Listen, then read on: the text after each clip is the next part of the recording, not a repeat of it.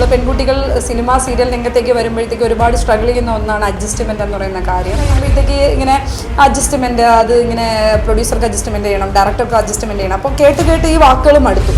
അപ്പോൾ ഇങ്ങനെയുള്ള കാര്യങ്ങൾ നമ്മൾ കേൾക്കാത്തതും കാണാത്തതും പറയാത്തതുമായിട്ടുള്ള കാര്യങ്ങൾ വന്നപ്പോൾ ഐ വാസ് സ്ട്രഗിൾ. എനിക്ക് ഭയങ്കരമായിട്ടും സ്ട്രഗിളിങ് തോന്നി. അപ്പോൾ എനിക്കുണ്ടായ അനുഭവം അത് എന്താ പറയണ്ടേ, വളരെ കയ്പ് നിറഞ്ഞൊരു അനുഭവമായിരുന്നു. സീരിയലിൻ്റെ അവസാന എൻഡിങ് നാളുകളിൽ ഞാൻ ഒറ്റയ്ക്കായിരുന്നു എന്നുള്ളതാണ് സത്യം. സീരിയലിൽ നിന്ന് എനിക്ക് ഫണ്ട് കിട്ടിയിട്ടില്ല. സീരിയലിൽ എനിക്കൊരു വലിയൊരു ആക്സിഡൻറ്റ് സംഭവിച്ചു.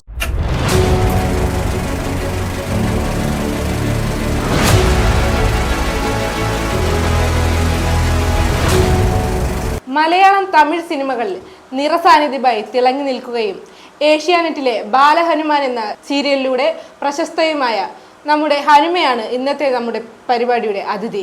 നമുക്ക് കൂടുതൽ വിശേഷങ്ങളിലേക്ക് പോകാം. സ്വാഗതം.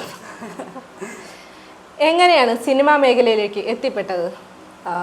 അത് അങ്ങനെ പറയുകയാണെങ്കിൽ അത് വലിയൊരു കഥയാണ്. ബട്ട് ഞാനൊരു ഷോർട്ട് സ്റ്റോറി ആയിട്ട് അത് പറയാം. അപ്പോൾ സിനിമയിലേക്ക് എത്തിപ്പെടുക എന്ന് പറയുന്നത് എല്ലാവരുടെയും ഒരു ആഗ്രഹമാണ്. കോമൺലി നിൽക്കുന്ന എല്ലാ പേഴ്സൺസിൻ്റെ ഒരു ആഗ്രഹമാണ് സിനിമ സീരിയൽ രംഗം എന്ന് പറഞ്ഞത്. അപ്പോൾ ഞാനൊരു ഡാൻസറാണ്. അപ്പോൾ കുഞ്ഞുനാൾ മുതലേ ഡാൻസ്, മാർഷൽ ആർട്സ് ഇതൊക്കെ ചെയ്ത് വന്നിട്ടുണ്ടായിരുന്നു.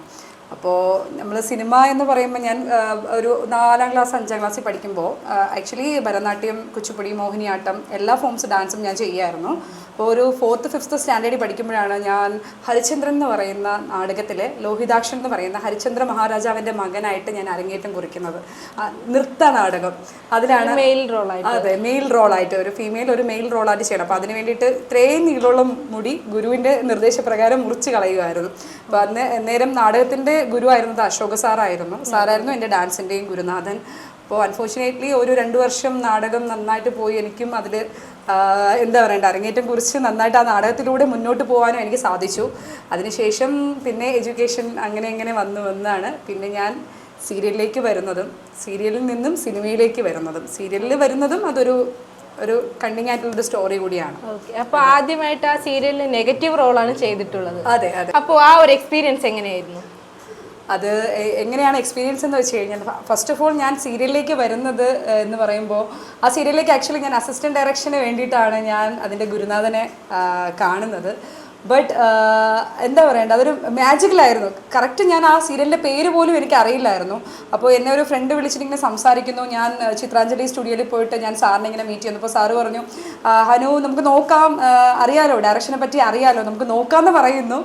അവിടെ നിന്ന് നെക്സ്റ്റ് സ്റ്റെപ്പ് പെട്ടെന്നാണ് ഞാൻ വിഷുവിൻ്റെ ഒരു ഷൂട്ട്, ഇതുപോലെ വിഷുവിൻ്റെ ഒരു ഷൂട്ടിന് നിൽക്കുന്ന സമയത്ത് ഞാനിങ്ങനെ എന്താ പറയണ്ടേ ഒരു കോള് വരുന്നതും ഇങ്ങനെ സ്ക്രീനിങ്ങിന് വരണം എന്ന് പറഞ്ഞിട്ട്, പിന്നെ അവിടെ നിന്ന് ഞാൻ നോക്കുമ്പോൾ ഒരു ഗണ്ണൊക്കെ പിടിച്ചിട്ട് മായ എന്ന് പറയുന്ന ഒരു ക്യാരക്ടറിലേക്കുള്ള എൻ്റെ ഒരു തുടക്കമായിരുന്നു ആ സീരിയൽ. ഓക്കെ. അപ്പോൾ ഇത് കണ്ടിട്ട് പ്രേക്ഷകർ എങ്ങനെയാണ് പുറത്തോട്ട് ഇറങ്ങുമ്പോഴായാലും ആ മായമ്മ എന്നൊരു കഥാപാത്രത്തെ അവർ ഉൾക്കൊണ്ടത് കൊണ്ടും എങ്ങനെയായിരുന്നു അവരുടെ ഒരു പ്രതികരണം? മായമ്മയെ പറ്റി പറയുകയാണെന്നെങ്കിൽ എന്താ പറയണേ, മായമ്മയെ പറ്റി പറയാൻ ഒരു കോവിഡ് ആ ഒരു ടൈമിലാണ് ഞങ്ങളുടെ സീരിയൽ പോയിക്കൊണ്ടിരിക്കുന്നത്. അപ്പോൾ അത്രത്തോളം ഓഡിയൻസിലേക്ക് എത്തിപ്പെടാൻ പറ്റുമെന്ന് ചോദിച്ചു കഴിഞ്ഞാൽ ഇല്ലേന്ന് ചോദിച്ചു കഴിഞ്ഞില്ല. പക്ഷേ എൻ്റെ ഒരു ക്യാരക്ടർ അനുസരിച്ച് എന്നെ ഈ കാണുന്ന നോർമൽ ഒരു അപ്പിയറൻസ് അല്ല സീരിയലിൽ ഉണ്ടായിരുന്നത്. കാരണം സീരിയലിൽ ഉണ്ടായിരുന്ന ആ ഒരു അപ്പിയറൻസ് എന്ന് വെച്ച് കഴിഞ്ഞാൽ ഒരു ലെൻസൊക്കെ വെച്ചിട്ട് മുടിയൊക്കെ കേളി ആയിട്ട് ഒരു ബ്ലാക്ക് ഒക്കെ ഇട്ടിട്ട് ഒരു മാനറിസം ഉള്ള ഒരു വില്ലത്തി, ആക്ച്വലി ഒരു മാനറിസം ഉള്ള ഒരു വില്ലത്തിയായിട്ടാണ് ഞാൻ അതിൽ വന്നിരിക്കുന്നത്. അപ്പോൾ ഒരിക്കലും ഞാനിങ്ങനെ അമ്പലത്തിൽ പോകുമ്പോഴത്തേക്ക് ഞാനിങ്ങനെ ലെൻസൊക്കെ വെച്ചിട്ട് പോയായിരുന്നു. അപ്പോൾ ഒരു അമ്മച്ചി ചോദിച്ചു, ഇത് ആ സീരിയലിൽ പിള്ളേരെയൊക്കെ എടുത്ത് എറിയുന്ന ആളല്ലേ എന്ന് ചോദിച്ചു. ഞാൻ പറഞ്ഞു, അയ്യോ ഞാനങ്ങനെ ഉപദ്രവിക്കാറില്ല. പിന്നെ എനിക്ക് ഏറ്റവും കൂടുതൽ ഒരു പ്രോബ്ലം ഉണ്ടായിട്ടുണ്ടെന്ന് പറഞ്ഞാൽ സോഷ്യൽ മീഡിയയിൽ നിന്നുണ്ടായിട്ടുള്ള കുറേ നല്ല അനുഭവങ്ങളാണ്. കാരണം മെസ്സേജ് ഇങ്ങനെ സോഷ്യൽ മീഡിയയിൽ ഇങ്ങനെ കുറേ കൂട്ടുകാർ ഇങ്ങനെ മെസ്സേജ് അയച്ചിട്ടുണ്ടായിരുന്നു, ചേച്ചി എന്തുകൊണ്ടാണ് ഈ ഒരു ക്യാരക്ടർ തിരഞ്ഞെടുത്തത്, ഇത് വളരെ കുഞ്ഞു കുട്ടി ഒരു 5 or 6 വയസ്സുള്ള കുട്ടീനെ ചേച്ചീനെ എടുത്ത് എറിയുന്നൊരു സീനുണ്ട്. മീൻസ് എൻ്റെ ഓപ്പോസിറ്റ് നിൽക്കുന്ന ഗുണ എന്ന് പറയുന്ന ആൾ അത് ക്യാച്ച് പിടിക്കുന്നൊരു സീനാണ്. അപ്പോൾ അത് എന്തുകൊണ്ട് ഇങ്ങനെ കുട്ടികളെ ഉപദ്രവിക്കുന്ന സീന് തിരഞ്ഞെടുത്തു? അപ്പോൾ എല്ലാവരുടെയും ശ്രദ്ധയ്ക്ക് ഞങ്ങൾ ആരും നെഗറ്റീവ് റോൾ ചെയ്യുന്ന എല്ലാവരും ഭയങ്കര വില്ലത്തരമുള്ള ആൾക്കാരല്ല. ബട്ട് ഞങ്ങളുടെ ഡയറക്ടേഴ്സ് അല്ലെങ്കിൽ റൈറ്റേഴ്സ് അല്ലെങ്കിൽ അവർ തരുന്ന ക്യാരക്ടർ നമ്മൾ ആർട്ടിസ്റ്റാണ്, നമ്മൾ ഉൾക്കൊണ്ട് അത് ചെയ്യുന്നു എന്നുള്ളത് മാത്രം. അപ്പം നിങ്ങളിലേക്ക് അങ്ങനെ നെഗറ്റീവായിട്ട് എത്തിയിട്ടുണ്ടെങ്കിൽ അത് ഞങ്ങളുടെ സക്സസ് തന്നെയാണ്. ഓക്കെ. അപ്പോൾ സീരിയലിൽ നിന്നും പകലും പാതിരാവും എന്ന സിനിമയിലേക്ക് അഭിനയിക്കാൻ പോയില്ലേ? അപ്പോൾ രണ്ടും തമ്മിലുള്ള വ്യത്യാസങ്ങളൊക്കെ എങ്ങനെയായിരുന്നു? അതൊരു 2 അനുഭവങ്ങളായി അതിനെക്കുറിച്ച്. സീരിയൽ സിനിമ ഒരു സീരിയൽ എന്ന് പറയുമ്പോൾ നമുക്കറിയാം ഒരു 10-45 ക്രൂ അടങ്ങുന്ന ഒരു ബേസ് ആയിട്ടുള്ള അല്ലെങ്കിൽ സെമി ബേസ് ആയിട്ടുള്ള ഒരു ഇതാണ് സീരിയൽ എന്ന് പറയുമ്പോൾ നമ്മൾ വലിയ വലിയ ഒരു മാരേജിന്റെ ഷോട്ടോ അങ്ങനെ എന്തെങ്കിലും കാണുമ്പോഴേ നമ്മൾ 2 ക്യാമറ കാണുന്നുള്ളൂ, അല്ലെങ്കിൽ വലിയൊരു സീൻ എടുക്കുമ്പോൾ മാത്രമേ നമ്മൾ അങ്ങനെ കാണാറുള്ളൂ. പക്ഷെ സിനിമയെ സംബന്ധിച്ചിടത്തോളം ഒരു 150-ൽ മേലെ ഉള്ള ക്രൂ മെമ്പേഴ്സ്, അതിലപ്പുറം അജയ് വാസുദേവ് എന്ന് പറയുന്ന വലിയൊരു ഡയറക്ടറുടെ കൂടെയാണ് ഞാൻ എന്താ പറയുക വർക്ക് ചെയ്യാൻ പോകുന്നത്. എൻ്റെ ഫസ്റ്റ് മൂവിയാണ്. അപ്പോൾ പോലും ഞാൻ അറിയുന്നില്ല അതിനകത്തൊരു സീക്രട്ട് ഒളിഞ്ഞു കിടപ്പുണ്ടെന്ന്. ഞാൻ അവിടെ സെറ്റ് ചെല്ലുന്നു സീരിയലിൽ നിന്ന് സിനിമയിലേക്ക്. അപ്പോൾ ആക്ടിങ്ങിൻ്റെ ഇംബാലൻസിങ് ഉണ്ടാവും. സീരിയൽ എന്ന് പറയുമ്പോഴത്തേക്ക് നമുക്കറിയാം നമുക്ക് കുറച്ച് എല്ലാം ഓവറായിട്ട് നമുക്ക് കൊടുക്കണം, സീരിയലിൽ നമുക്ക് കുറച്ച് വേണം. പക്ഷേ സിനിമ അങ്ങനെയല്ല. സിനിമയിൽ എപ്പോഴും സഡൻ ആക്ടിങ് ആണ്. കാരണം ഒരു ആക്ടിങ് അവസാനിച്ച് അടുത്ത ഡയലോഗിലേക്ക് പോകുമ്പോൾ ഉണ്ടാവുന്ന ഇൻബിറ്റ്വീനിൽ വരുന്ന ഒരു സംഭവമാണ് സിനിമയ്ക്കുള്ള ആക്ടിങ് എന്ന് പറയുന്നത്. ഒരു ഡെത്ത് ആക്ടിങ് ആണ് സിനിമ ആക്ടിങ് എന്ന് പറയുമ്പോൾ. അപ്പോൾ എനിക്കൊരു കൺഫ്യൂഷൻ ആയിരുന്നു. ഞാൻ സീരിയലൊക്കെ ഇങ്ങനെ എന്താ ഈ മായമ്മയൊക്കെ വന്നിട്ട് ആൾക്കാർ അടുക്കി ഇടിക്കുക ഗുണ എന്നൊക്കെ പറഞ്ഞുകൊണ്ടിരിക്കുന്ന ഞാൻ ചെന്നിട്ട് എൻ്റെ ക്യാരക്ടർ എന്ന് വെച്ച് കഴിഞ്ഞാൽ അതിൽ കരഞ്ഞിട്ട് വിളിച്ചിട്ട് എൻ്റെ ഹസ്ബൻഡിനെ ഇങ്ങനെ ഉപദ്രവിക്കുമ്പോൾ പോലീസ് ഇങ്ങനെ എടുത്തിട്ട് അടിക്കുമ്പോഴത്തേക്ക് ഞാനിങ്ങനെ കരഞ്ഞ് വളരെ നിസ്സഹായതയോടുകൂടി നിൽക്കുന്ന ഒരു പെൺകുട്ടിയുടെ ക്യാരക്ടർ, ഒരു അമ്മ, ഒരു കുഞ്ഞിൻ്റെ അമ്മയാണ് ഞാനതിൽ. അപ്പോൾ എനിക്കറിയില്ല ലക്ഷ്മി എന്ന് പറയുന്ന ക്യാരക്ടർ. അപ്പോൾ ഞാൻ എങ്ങനെ അത് എടുക്കും എന്നുള്ള കാര്യം എനിക്കറിയില്ല.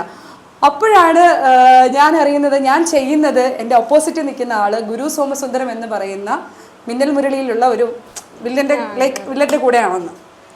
അപ്പൊ എങ്ങനെ ഉണ്ടായിരുന്നു അദ്ദേഹത്തിന്റെ പെരുമാറ്റം? ഒരു തുടക്കക്കാരി എന്ന നിലയിൽ അവരുടെയൊക്കെ ഒരു പെരുമാറ്റവും കാര്യങ്ങളൊക്കെ എങ്ങനെ ഉണ്ടായിരുന്നു? ഒരു തുടക്കക്കാരി എന്നുള്ള നിലയിൽ അജയ് ചേട്ടൻ ഒരുപാട് ഹെൽപ്പ് ചെയ്തിട്ടുണ്ട്. ഗുരുസാറിനെ പറ്റി പറയാനാണെങ്കിൽ ഒരു വാക്കിൽ അത് ഒതുങ്ങില്ല. ഹീസ് എ ഫാന്റാസ്റ്റിക് പേഴ്സൺ എന്ന് വെച്ച് കഴിഞ്ഞാൽ ഒരു ഹ്യൂമാനിറ്റി ഉള്ളിലുള്ള ഒരു പേഴ്സൺ ആയിരുന്നു പുള്ളിയുടെ കൂടെ നല്ലൊരു എക്സ്പീരിയൻസ് ആയിരുന്നു. ആക്ടിങ്ങിലായിരുന്നാലും പുള്ളി ഒരുപാട് ഹെൽപ്പ് ചെയ്തിട്ടുണ്ട്. ബിക്കോസ് ഹീസ് എ തമിഴ് പുള്ളിക്കാരൻ തമിഴാണ്. അപ്പോൾ തമിഴാകുമ്പോഴത്തേക്ക് പുള്ളിക്കാരൻ പറയുന്ന മലയാളം നമുക്ക് തന്നെ അത്ഭുതം തോന്നും. കാരണം ലൈവാണ്, എപ്പോഴും ലൈവാണ്.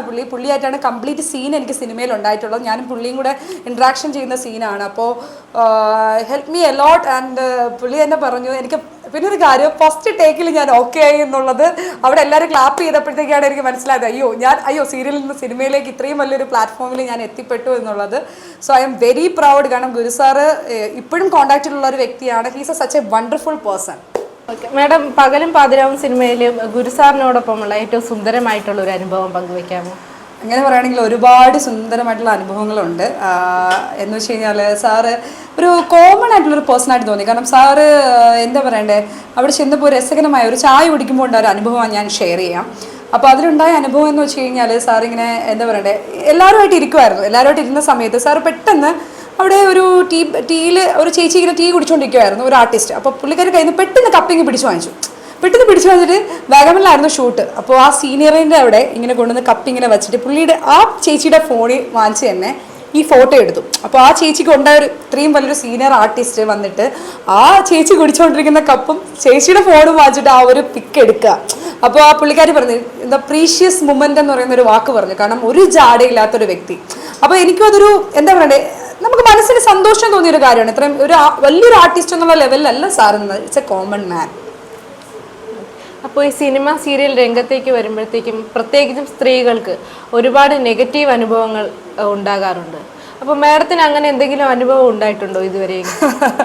അങ്ങനെ പറയുകയാണെങ്കിൽ ആസ് എ ഒരു പെൺകുട്ടി, നമ്മൾ പെൺകുട്ടികൾ സിനിമ സീരിയൽ രംഗത്തേക്ക് വരുമ്പോഴത്തേക്ക് ഒരുപാട് സ്ട്രഗിൾ ചെയ്യുന്ന ഒന്നാണ് അഡ്ജസ്റ്റ്മെൻ്റ് എന്ന് പറയുന്ന കാര്യം, അല്ലെങ്കിൽ നെഗറ്റീവേഷൻസ് എന്നത് നമുക്ക് പല വാക്കിൽ അതിനെ അഭിസംബോധന ചെയ്യാം. അപ്പോൾ എനിക്ക് അങ്ങനെ ഒരു പ്രശ്നം സീരിയലിൽ വന്നപ്പോഴും ഉണ്ടായിട്ടില്ല. ബട്ട് ഞാൻ ഒരു 17 എന്ന് വെച്ചാൽ ഞാനൊരു ആർട്ടിസ്റ്റ് ആയതുകൊണ്ട്, ഒരു ഡാൻസർ ആയതുകൊണ്ടും, ഞാൻ നൃത്തനാടകം ചെയ്തു വന്നതുകൊണ്ട് അന്ന് തൊട്ട് ഞാൻ സിനിമ ശ്രമിക്കുന്നുണ്ടായിരുന്നു. അപ്പോൾ ബേസിക്കലി എൻ്റെ ഫാമിലിയിലുള്ളവർ സിനിമയിലുള്ള ആൾക്കാരല്ല. അപ്പോൾ നമ്മൾ പെൺകുട്ടികൾ സിനിമയിലേക്ക് വരുമ്പോൾ ഒരുപാട് സ്ട്രഗിൾ ചെയ്യേണ്ടി വരും. അപ്പോൾ ഇതുപോലുള്ള കോൾസ്, നമ്മൾ കാസ്റ്റിംഗ് കോൾസിനൊക്കെ വിളിക്കുമ്പോൾ അവർ ആദ്യം ഓക്കെ പറഞ്ഞിട്ട് പിന്നെ കുറച്ച് ദിവസം കഴിയുമ്പോഴത്തേക്ക് ഇങ്ങനെ അഡ്ജസ്റ്റ്മെൻറ്റ്, അത് ഇങ്ങനെ പ്രൊഡ്യൂസർക്ക് അഡ്ജസ്റ്റ്മെൻറ്റ് ചെയ്യണം, ഡയറക്ടർക്ക് അഡ്ജസ്റ്റ്മെൻറ്റ് ചെയ്യണം. അപ്പോൾ കേട്ട് ഈ വാക്കുകളും അടുത്തു. പിന്നെയാണ് ഞാൻ വിചാരിച്ചത് നടക്കില്ല, നമ്മളെ കൊണ്ട് ഇതൊന്നും നടക്കില്ല, വിടാം എന്ന് വെച്ചിട്ട് എഡ്യൂക്കേഷൻ പർപ്പസിലോട്ട് ഞാൻ ഫോക്കസ് ചെയ്തത്. പിന്നെ സീരിയലിലോട്ട് വന്നപ്പോൾ ഞാൻ അങ്ങനെ ഒരു അഡ്ജസ്റ്റ്മെന്റ് തരണം ചെയ്തല്ല സീരിയലിൽ വന്നത്. പക്ഷെ സീരിയലിലോട്ട് കയറിയപ്പോൾ ഞാൻ ചെയ്ത സീരിയലിൽ, ഞാൻ ഫസ്റ്റ് ചെയ്യുന്ന സീരിയൽ, നെഗറ്റീവ് റോൾ ചെയ്യുന്ന സീരിയലിൽ ഞാൻ പറയാത്തതും അറിയാത്തതുമായിട്ടുള്ള കാര്യങ്ങൾ എനിക്ക് സ്ട്രഗിൾ ചെയ്യേണ്ടി വന്നു, എനിക്ക് കേൾക്കേണ്ടി വന്നു. ഫസ്റ്റ് ഒന്നും എനിക്കത് ബേസ് ചെയ്യേണ്ട കാര്യം വന്നിട്ടില്ല. Because I am very strong person. ഞാൻ ഭയങ്കര ഒരു ബോണ്ടായിട്ടുള്ള ഒരു പേഴ്സൺ ആണ്. സോ പിന്നെ ആയപ്പോഴത്തേക്ക് ഒരു ഗ്രൂപ്പിസം ഫീൽ ചെയ്യുന്നുണ്ടായിരുന്നു. പിന്നെ നമ്മൾ കേൾക്കാത്തതായിട്ടുള്ള കാര്യങ്ങൾ നമ്മൾ ഒരാളെ വെച്ച് ചേർത്ത് പറയുക അങ്ങനെയുള്ള, ഞാൻ ആക്ച്വലി ബേസിക്കലി ഞാൻ വെറ്റിനറി ഒരു ഫീൽഡിൽ നിന്നാണ് ഞാൻ വരുന്നത്. അതിനുശേഷം ഞാൻ സീരിയലിലോട്ട് എൻ്റെ ഫസ്റ്റ് എൻട്രി ആണ്. അപ്പോൾ ഫസ്റ്റ് ആർട്ടിസ്റ്റ് ആണ് ഞാൻ. ഫസ്റ്റ് ക്യാമറയ്ക്ക് ഫ്രണ്ടിൽ വന്നിട്ട് ഞാൻ ആക്ട് ചെയ്യുന്നു. അപ്പോൾ ഇങ്ങനെയുള്ള കാര്യങ്ങൾ നമ്മൾ കേൾക്കാത്തതും കാണാത്തതും പറയാത്തതുമായിട്ടുള്ള കാര്യങ്ങൾ വന്നപ്പോൾ ഐ വാസ് സ്ട്രഗിൾ. എനിക്ക് ഭയങ്കരമായിട്ടും സ്ട്രഗിളിങ് തോന്നി. പക്ഷെ അതിൽ ഒരിക്കലും ഒരു വിഷമം എന്ന് എനിക്ക് പറയാൻ പറ്റത്തില്ല. ബട്ട് ഇപ്പം സത്യത്തിന് എപ്പോഴും ഒരു മുഖമേ ഉള്ളൂ, പക്ഷെ കള്ളത്തിന് പല മുഖങ്ങളാണ്. അപ്പോൾ ഈ പല മുഖങ്ങളെ പിൽക്കാലങ്ങളിൽ തിരിച്ചറിയുകയും സത്യത്തിൻ്റെ ഒരു മുഖം എന്ന വ്യക്തി ഞാനിപ്പോൾ നിങ്ങളുടെ മുന്നിൽ ഇങ്ങനെ ഇരിക്കുകയും ചെയ്യുന്നു. അതിനെ ഞാൻ വളരെ പ്രൗഡ് ചെയ്യുന്നുണ്ട്. ഓക്കെ മാഡം, എന്താണ് ആ ഒരു അനുഭവം? അതൊന്ന് തുറന്നു പറയാൻ പറ്റുമോ? ഇങ്ങനെ ഒരുപാട് പേര് പറയുന്നുണ്ട് പല രീതിയിലും. അപ്പോൾ ഇനിയും അങ്ങനെയുള്ള ആൾക്കാർക്ക് അത് അനുഭവിക്കാതിരിക്കാൻ വേണ്ടിയിട്ട് നമ്മൾ എന്തൊക്കെ കാര്യങ്ങളാണ് ശ്രദ്ധിക്കേണ്ടത് ഇങ്ങനെ വരുമ്പോൾ? അപ്പോൾ ഫസ്റ്റ് ഓഫ് ഓൾ സീരിയലിലോട്ട് കയറുമ്പോഴത്തേക്ക് ആരും അമിതമായ കമ്മിറ്റ്മെന്റ്സ് വെക്കാതിരിക്കുക, അമിതമായി ആരെയും വിശ്വസിക്കാതിരിക്കുക, അമിതമായി ആരെയും സ്നേഹിക്കാതിരിക്കുക. ഇത് തന്നെയാണ് എനിക്ക് പറയാനുള്ളത് ആസ് ആൻ ആർട്ടിസ്റ്റ്. പക്ഷേ ആർട്ടിസ്റ്റ് എന്നുള്ള ലെവലിൽ നിന്ന് മാറി നോക്കുമ്പോൾ ഞാനൊരു ഹ്യൂമൻ ബീങ് ആണ്. അപ്പോൾ നമുക്ക് ബേസിക്കലി വരുമ്പോൾ നമ്മൾക്ക് കുഞ്ഞുനാളിലെ തൊട്ടുള്ള നമ്മുടെ ബന്ധനങ്ങൾ അല്ലെങ്കിൽ അങ്ങനെയുള്ള റിലേഷൻഷിപ്പുകളായിരിക്കാം നമുക്ക് ചിലപ്പോൾ പിൽക്കാലങ്ങളിൽ നമ്മൾ കടന്നു വരുമ്പോൾ നമ്മൾ ഒരാൾക്ക് കൊടുക്കുന്ന പരിഗണന എന്ന് പറയും. ചിലപ്പോൾ നമുക്ക് നമ്മുടെ അച്ഛനായിട്ട് തോന്നാം, ചിലപ്പോൾ നമ്മുടെ സഹോദരനായിട്ട് തോന്നാം. ഞാനിപ്പം ആരെ കണ്ടാലും എൻ്റെ സഹോദര അല്ലെങ്കിൽ ഏട്ട അല്ലെങ്കിൽ അനിയ അല്ലെങ്കിൽ അപ്പ അല്ലെങ്കിൽ അച്ഛ എന്ന് വിളിച്ച് മാത്രം അഭിസംബോധന ചെയ്യുന്ന ഒരു പെൺകുട്ടിയാണ് ഞാൻ. പക്ഷേ ആ സീരിയലിലേക്ക് ഞാൻ കയറി കഴിഞ്ഞപ്പോഴത്തേക്ക് ഞാൻ ആകപ്പാടാലും മിണ്ടിയിരുന്നത് വളരെ ചുരുക്കം കുറച്ച് ആൾക്കാരുടെ അടുത്ത് മാത്രമാണ്. അപ്പോൾ എനിക്കുണ്ടായ അനുഭവം അത് എന്താ പറയണ്ടേ, വളരെ കയ്പ് നിറഞ്ഞൊരു അനുഭവമായിരുന്നു. എന്നെയും മറ്റൊരാളെയും വെച്ച് ചേർത്ത് പറയാമെന്ന് പറയുമ്പോഴത്തേക്ക് അതെന്നെ കൊല്ലുന്നതിന് തുല്യമാണ്. അപ്പോൾ ഞാൻ ചെയ്യാത്ത കാര്യങ്ങൾ അത് ചെയ്തു എന്നിങ്ങനെ പ്രാവർത്തികമായിട്ട് കാണിക്കുമ്പോഴത്തേക്ക് ഒറ്റയ്ക്ക് നിന്ന് പോരാടുന്ന ഒരു പെൺകുട്ടി എന്നുള്ള നിലയ്ക്ക് ഓക്കെ അവർ പറയട്ടെ എന്നുള്ള ലെവലിലേക്ക് ഞാൻ ബാക്കിലോട്ട് മാറുകയാണ് ചെയ്തത്. അപ്പോൾ ഇതിൻ്റെ കൂടെ സപ്പോർട്ട് ചെയ്യാനും ആരും ഇല്ലായിരുന്നു? മാഡത്തിൻ്റെ കൂടെ ആരും ഇല്ലായിരുന്നു? ഇത് ഇൻഡസ്ട്രിയാണ്, സപ്പോർട്ട് ചെയ്യാൻ ആളില്ലേ എന്നൊരു ക്വസ്റ്റ്യൻ എനിക്കിപ്പോൾ വന്നിട്ടുണ്ടായിരുന്നു. ഇത് ഇൻഡസ്ട്രിയാണ്. ഇൻഡസ്ട്രി എന്ന് പറയുമ്പോഴത്തേക്ക് അതൊരു ചെയിനാണ്. നമ്മൾ കടന്നു ചെല്ലുന്ന ഒരാളാണ്. എൻ്റെ കൂടെ നിന്നവർ പോലും എന്നോട് പറഞ്ഞത് എൻ്റെ കുട്ടിയും ഇതിൽ ആക്ട് ചെയ്യുന്നുണ്ട്, അവർ എൻ്റെ കുട്ടിയുടെ ഇതും കൂടെ എടുത്ത് മാറ്റും, എൻ്റെ കുട്ടിയുടെ ചാൻസും കൂടെ പോവും ഹനു, അതുകൊണ്ട് നീ അത് മനസ്സിലാക്കണം. ഞങ്ങളും ഇപ്പോൾ അവരുടെ ടീമിലേക്ക് പോവേണ്ട ഒരു സിറ്റുവേഷനാണ് വന്നിട്ടുള്ളതെന്ന് പറയുമ്പോൾ നിസ്സഹായതയോടുകൂടി അമ്മ എൻ്റെ മുഖത്ത് നോക്കി പറയുമ്പോൾ ഈ പറയുന്ന ആ അമ്മയ്ക്കും ഞാൻ ഒരുപാട് സഹായങ്ങൾ ചെയ്തിട്ടുണ്ട്. എൻ്റെ ഫണ്ട് സഹിതം 10,20,000 രൂപ വരെ ഞാൻ കടം കൊടുത്തിട്ടുള്ള ഒരു അമ്മയാണ്. അവരുടെ ആ ഒരു സിറ്റുവേഷൻ ബേസ് ചെയ്ത് എൻ്റെ അടുത്ത് പറഞ്ഞു ഹനു ഫണ്ട് ഭയങ്കര ഇഷ്യൂ ആണ്. അപ്പോൾ എൻ്റെ ഹസ്ബൻഡിനോട് പറഞ്ഞ് ഞാൻ അതൊരു 10,20,000 രൂപ വരെ കൊടുത്തൊരു സ്ത്രീയാണ്. അപ്പോൾ എന്നോട് പറയുവാണ് ഹനു എൻ്റെ കുട്ടിയുടെ ചാൻസ് പോവും, ഇങ്ങനൊരു സിറ്റുവേഷൻ ആകുമ്പോഴത്തേക്ക് എല്ലാവരും ഒറ്റപ്പെടുത്തും, അതുകൊണ്ട് അങ്ങനെ നിൽക്കരുത് ഇങ്ങനെ നിൽക്കരുത് പറഞ്ഞു. ഓക്കെ ശരി ഫൈൻ, അവരവരുടെ കാര്യം നോക്കട്ടെ. സീരിയലിൻ്റെ അവസാന എൻഡിങ് നാളുകളിൽ ഞാൻ ഒറ്റയ്ക്കായിരുന്നു എന്നുള്ളതാണ് സത്യം. ഒറ്റയ്ക്ക് ഭക്ഷണം കഴിക്കാനും ഒറ്റയ്ക്ക് ഇരിക്കാനും ഒറ്റയ്ക്ക് നടക്കാനും ഒറ്റയ്ക്ക് അഭിനയിക്കാനും ഞാൻ എപ്പോഴും അമ്മയെ വിളിച്ചിട്ട് ഞാൻ പറയാം അമ്മ എനിക്കിത് പറ്റില്ല, അമ്മ എനിക്ക് പറ്റില്ല. പക്ഷെ എൻ്റെ ഗുരുനാഥന് കൊടുത്ത വാക്ക്, എൻ്റെ ഗുരുനാഥൻ എന്ന് പറയുമ്പോൾ എൻ്റെ ഒരച്ഛന് തുല്യം, പുള്ളിക്ക് കൊടുത്തൊരു വാക്കുണ്ട്. പുള്ളിയുടെ കാലിൽ തൊട്ട് തൊഴുതാണ് ഞാൻ ആ വർക്കിന് കയറുന്നത്. അപ്പോൾ ഞാൻ ആത്മാർത്ഥമായിട്ട് മനസ്സുകൊണ്ട് കൊടുത്തൊരിതുണ്ട്. കാരണം എന്ത് സ്ട്രഗിൾ ചെയ്തെന്നാലും സീരിയലിൻ്റെ മായ എന്ന് പറയുന്ന ക്യാരക്ടർ തീരുന്നത് വരെ ഞാൻ അതിൽ നിൽക്കും എന്നുള്ള ആ മനസ്സുകൊണ്ട് കൊടുത്ത ഗുരുദർപ്പണം എന്ന് പറയും. ആ ഒരു വാക്ക് ഞാൻ പാലിച്ചു. അപ്പോൾ ഒറ്റയ്ക്കിരുന്നാലും ഞാൻ ഓക്കെ എൻ്റെ സീന് നോക്കുന്നു, ഞാൻ ചെയ്യുന്നു, ഞാൻ അഭിനയിക്കുന്നു. അവസാനം മായ എന്ന് പറയുന്ന വ്യക്തി ഇല്ലാണ്ടാവുന്നു സീരിയലിൽ നിന്നും. നടുവിന് ഫ്രാക്ചറായി മായ കിടപ്പിലാകുന്നു. പിന്നെ എന്നെ സീരിയലിൽ നെക്സ്റ്റ് ഷെഡ്യൂളിൽ വിളിക്കാമെന്ന് പറയുന്നു. അൺഫോർച്ചുനേറ്റ്ലി എന്നെ വിളിച്ചിട്ടില്ല. എനിക്കതിന് സീരിയലിൽ നിന്ന് എനിക്ക് ഫണ്ട് കിട്ടിയിട്ടില്ല. സീരിയലിൽ എനിക്കൊരു വലിയൊരു ആക്സിഡൻറ്റ് സംഭവിച്ചു, ഞാൻ ഒരുപാട് ഹോസ്പിറ്റലൈസ്ഡ് ആയി. അങ്ങനെ ഒരുപാട് കൈപ്പേറിയ അനുഭവങ്ങൾ എന്ന് വേണമെങ്കിൽ പറയാം. അപ്പോൾ ഗുരുവിൻ്റെയും കുടുംബത്തിൻ്റെയും സപ്പോർട്ട് കൂടെ ഉണ്ടായിരുന്നത് കൊണ്ടാണ് ഇപ്പോൾ ഇന്ന് ഈ നിലയിൽ എത്തി നിൽക്കുന്നതെന്ന് പറയാൻ സാധിക്കും. സത്യം, എൻ്റെ ഗുരുനാഥൻ്റെ സപ്പോർട്ട് അത് വളരെ വലുതാണ്, അത് പറയാതിരിക്കാൻ വയ്യ. ഗുരുനാഥൻ മാത്രമല്ല, ഇപ്പോൾ ആ സീരിയലിൽ ഉണ്ടായിരുന്ന കുറച്ച് ചില വ്യക്തിത്വങ്ങൾ, കാരണം അവർക്കും ഇതിനകത്ത് സീരിയൽ തീരുന്നത് വരെ അവർക്കും എന്നെ സപ്പോർട്ട് ചെയ്ത് ഒരിക്കലും പുറത്തോട്ട് വരാൻ പറ്റത്തില്ല. കാരണം അതങ്ങനെയാണ്, സീരിയൽ ഒരു ഇൻഡസ്ട്രി എന്ന് പറയുമ്പോൾ ചെയിനാണ്. അപ്പോൾ നമുക്ക് ആരെയും കുറ്റം പറഞ്ഞിട്ട് കാര്യമില്ല. കൂടെ നിൽക്കുന്നവർ പോലും ബാക്കിലോട്ട് പോകുന്ന ഒരു സിറ്റുവേഷനാണ്. കാരണം എൻ്റെ ഫസ്റ്റ് എക്സ്പീരിയൻസ് ആണ് ഇതെന്ന് പറഞ്ഞാൽ, ഫസ്റ്റ് എക്സ്പീരിയൻസ് ആണ്. സോ അതിൽ ഞാൻ വലിയൊരു പാഠം ഞാൻ പഠിച്ചു. പിന്നെ എൻ്റെ എൻ്റെ ഫാമിലി വളരെയധികം സപ്പോർട്ട് ചെയ്തിട്ടുണ്ട്. അമ്മ ആയിരുന്നു, എൻ്റെ ഹസ്ബൻഡ് ആയിരുന്നു, അച്ഛനായിരുന്നു, ചേച്ചിയായിരുന്നു, എല്ലാവരും സപ്പോർട്ട് ചെയ്തിട്ടുണ്ട്. ബട്ട് അതെൻ്റെ ഏറ്റവും കൂടുതൽ സപ്പോർട്ട് ചെയ്യുന്നത് എൻ്റെ ഹസ്ബൻഡാണ്. എൻ്റെ ചേട്ടൻ പറഞ്ഞൊരു കാര്യമുണ്ട്, ഹനു ഇതൊക്കെ ഇത്രയേ ഉള്ളൂ, ഇതിലേ കൂടെ കേൾക്കുക, ഇതിലേ കൂടെ കളയുക, പലരും പലതും പറയും, നമ്മളത് മൈൻഡ് ചെയ്യേണ്ട കാര്യമില്ല.